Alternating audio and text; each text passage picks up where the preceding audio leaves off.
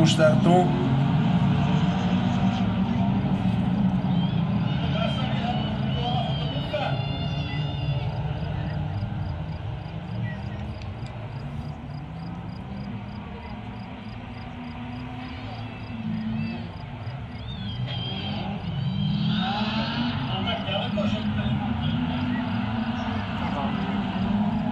V čele preteku aktuálne výborne jazdiaci Peťo Baniar so štartovým číslom 607.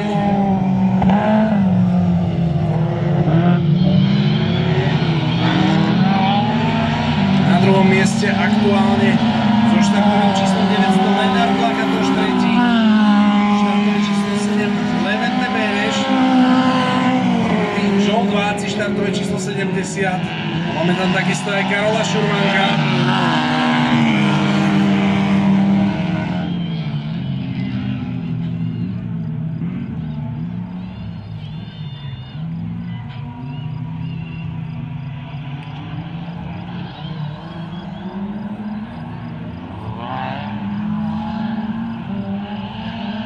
A vyzerá to tak, že medzi dvojicou Lakatoš a Baniar ešte budú nejaké tie súboje.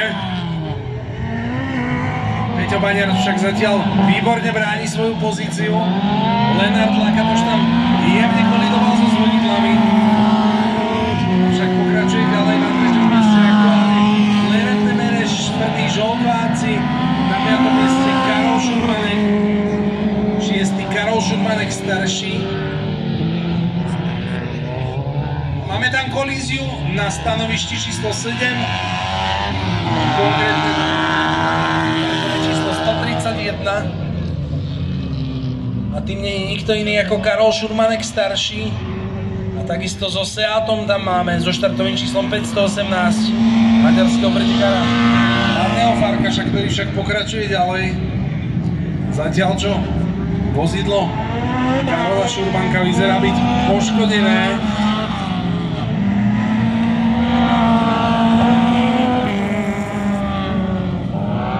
Sa prekvapiť, ako to bude pokračovať ďalej.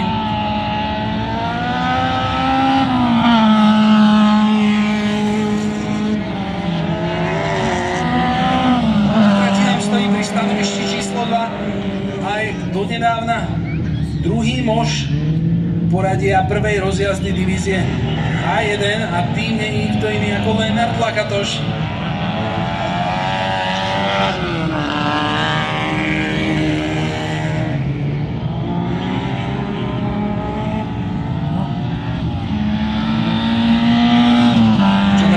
Naďalej Peťo Baniar,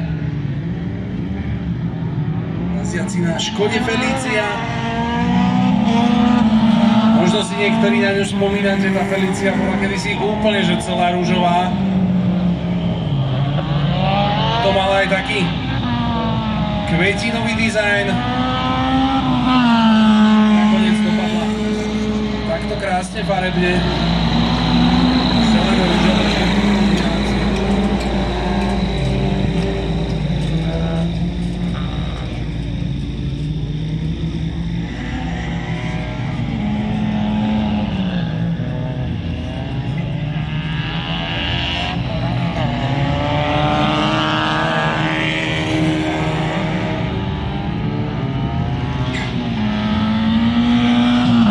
Pretekov nám aj naďalej ostáva nezmenené. V čele pretekov naďalej Peťo Baniar, ktorý aktuálne vidí šachovnicovú vlajku a vyhráva prvú ostrú rozjazdu divízie H1 počas tohto víkendu. Ako druhý prichádza do cieľa maďarský pretekár Levente Beneš. Tretie miesto sa ušlo Žoltovi Vácimu. Na štvrtom mieste prichádza do cieľa so štartovým číslom 103 Šurmanek. No a počkáme ešte na dojazd ostatných pretekárov. Na 5. mieste prichádza Peter Pastorek na Škode Favorit.